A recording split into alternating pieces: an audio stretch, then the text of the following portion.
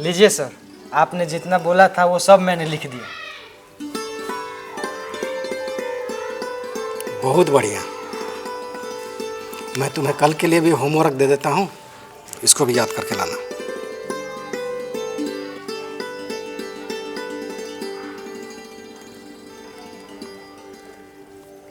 लो। ठीक है सर, इसको मैं कल याद करके आऊँगा। ठीक। प्रणाम सर। खुश रहो। प्रणाम पंडित जी। जिया जिया हो बचवा जिया। अब हम भी पढ़ना लिखना शुरू कर दिए हैं। वाह खूब अच्छा, जा खूब मन लगा कर पढ़ना। जिया। का हो आशीष, ये बूढ़ सुग्गा पोस मानेगा?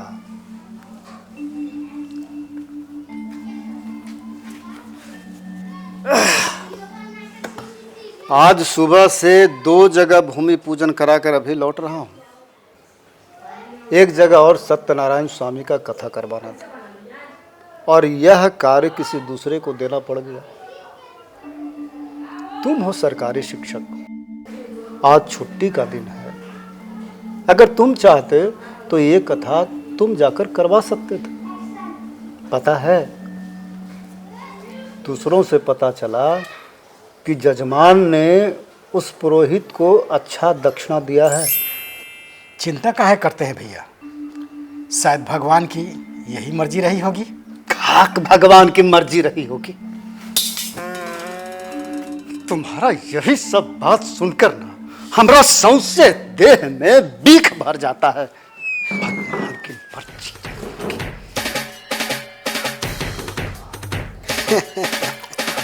भैया ये लीजिए ठंडा पानी और इसे पीकर आप अपने देह का 100 से बिख निकाल फेंकिए।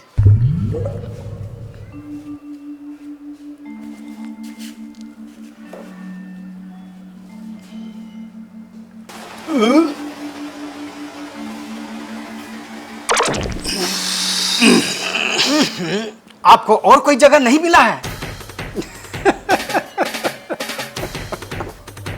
अरे आशीष, ये गुस्सा तुम्हारा था, इसलिए मैंने तुम्हारे ऊपर ही निकाल दिया। लगता है आपकी यही गुस्सा निकालने की आदत को लेकर भाभी आपको छोड़कर मायके चली गई है। अरे गधे, जब तुमको पता ही था तो हमारे पिछवाड़े बैठने की क्या जरूरत थी?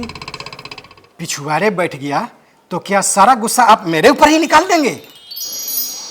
अरे भाई आशीष, गुस्सा मत। शायद ये मेरी गलती ना हो, तो किसकी है? शायद ये भगवान की मर्जी। तुम्हें भी पता है, उनकी मर्जी के खिलाफ एक भी पत्ता नहीं हिलता है। हम सब तो उनके कठपुतली हैं। वो चाहें हमें जैसे नचाएं। देखिए भैया, आप मुझे बेवकूफ़ बनाने की कोशिश मत कीजिए। मैं साइंस का टीचर हूँ, मुझे सिर्फ और सिर्फ विज्ञान पे भरोसा है, क्योंकि विज्ञान को किसी भी प्रकार झुठलाया नहीं जा सकता। तुम कहना क्या चाहते हो कि जितने भी लोग पूजा पाठ करते हैं सब के सब अज्ञानी हैं? हाँ, इसका मुख्य कारण अज्ञानता ही है। अरे मूर्ख, यह बात तुम किसी और के सामने मत कहना, वरना लोग तुम्हें पागल समझेंगे। पागल। बड़े बड़े डॉक्टर्स, इंजीनियर्स, ऑफिसर्स, उनके अंदर भी इतनी साहस नहीं कि किसी भी नए कार्य को शुरू करने के पहले पूजा पाठ ना कराएं। अरे तुम तो सिर्फ एक मामूली सा शिक्षक हो और तुम्हें अपने ऊपर इतना अहंकार है। तुम अपने आप को इतना ज्ञानी समझते हो। तुम क्या समझते हो कि वो सब के सब डरपोक है? तुम्हारे चक्कर में मैं आज आराम भी नहीं कर पाया। मुझे इंजीनियर साहब के यहाँ जर्मन कुत्ते का श्राद्ध भी करवाने के लिए जाना था। श्राद्ध? वो भी जर्मन कुत्ते का? अरे भाई, इंजीनियर साहब अपने कुत्ते को परिवार की तरह प्यार करते थे। अब वह उसकी आत्मा की शांति में पूरे मोहल्ले वालों को भोज के लिए आमंत्रित किया है। कुत्ते या अपनी आत्मा को शांति के लिए? भैया, आत्मा की शांति की जरूरत जीवित लोगों की है। मरने के बाद तो सब कुछ अपने आप शांत हो जाता है। सचमुच तुम एकदम पागल के पागल ही हो। अरे भला जीते जी कोई अपनी आत्मा की शांति क्यों करवाएगा? अरे ठेकेदार साहब, आप आइए, आइए ना जजमान, आइए आइए, बैठिए। ना पांडे जी। खुश रहिए, खुश रहिए।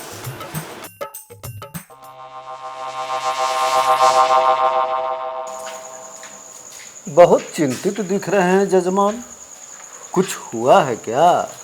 क्या कहूँ पंडित जी, बहुत बड़ा लॉस में पड़ गया हूँ। लॉस? कैसा लॉस जजमान? 5 दिन पहले एक बिल्डिंग का ढलाई करवाया था। अच्छा। जिसका मसाला आज तक जमा ही नहीं। सीमेंट कंपनी वाला रिस्क ही नहीं ले रहा है, कह रहा है कि किसी प्रकार का और त्रुटि हुआ होगा। किस बिल्डिंग की बात कर रहे हैं? वही बिल्डिंग पंडित जी, जिसका कुछ दिन पहले आपने धूमधाम से पूजा पाठ करवाया था। हो सकता है पूजा पाठ में ही कोई त्रुटि हो गई होगी। ये क्या बोल दिया इसने? आपका भाई क्या बोल रहे हैं पंडित जी, ऐसा भी होता है क्या? अरे जजमान, मुंह लग्गा भाई है, जो मन में आता है अनसंट बोल देता है। ठीक, चलता हूँ पंडित जी। इधर से गुजर रहा था तो सोचा जरा मिलता चलूं। ठीक है जजमान, आते रहिएगा। कोई भी समस्या हो सोचिएगा नहीं, निसंकोच चले आइएगा। ठीक है, चलता हूँ। ठीक।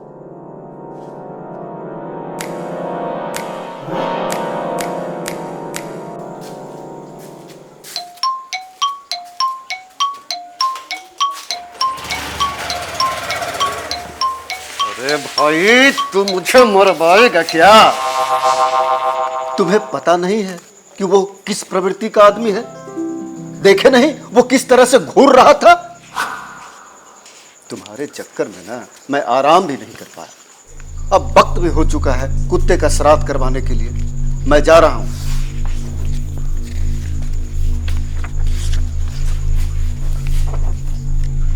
और सुनो आशीष, आज रात को भोजन मत बनाना, आते वक्त उधर से तुम्हारे लिए लेता आऊंगा, ठीक है?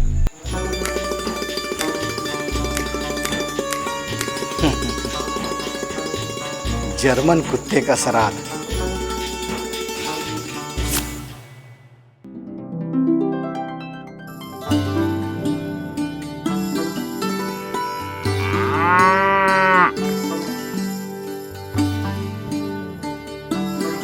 अरे वीरेंद्र, तुम?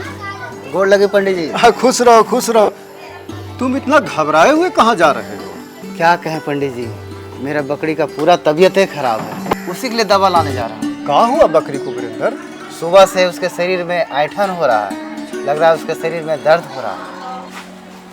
अच्छा ठीक है, तुम दवा ला करके दे दो। और हाँ वीरेंद्र, तुम तो सत्यनारायण स्वामी का कथा करवाने वाले थे, फिर दोबारा हमारे घर पर आए नहीं।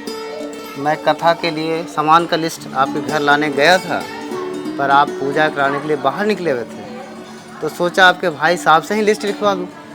पर आपके भाई साहब ने ऐसा समझाया कि मेरे मन से पूजा का ख्याल ही मिट गया। हैं?